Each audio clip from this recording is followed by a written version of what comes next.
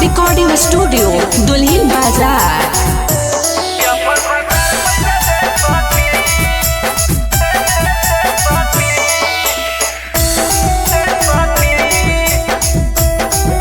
Music by Lokesh निराला।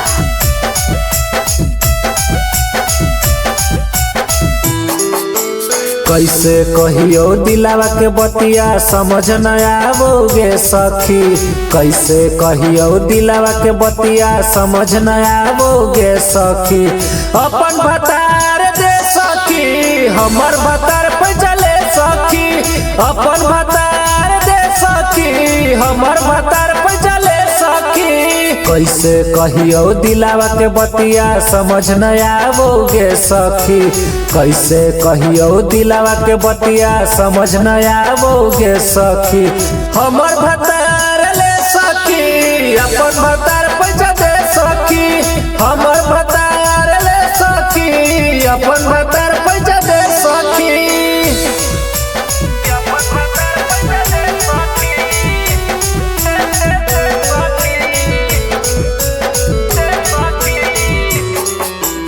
Mix by Manoj मस्ताना।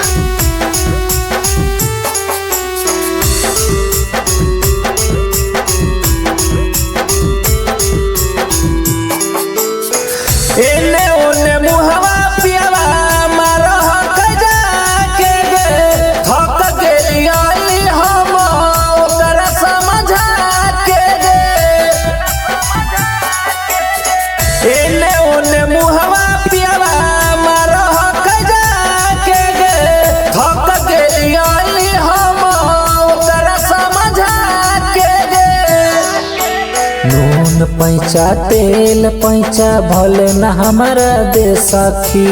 नून पैंचा तेल पैंचा भले न हमारा दे सखी। हमर भतार ले सखी अपन भतार पैसा दे सखी। हमर भतार ले सखी अपन भतार पैसा दे सखी।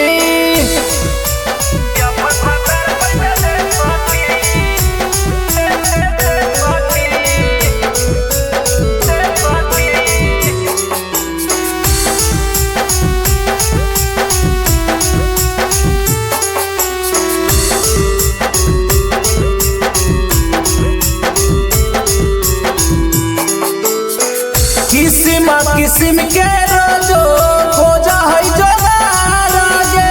हमर पियावा के ऐसन है विचार गे।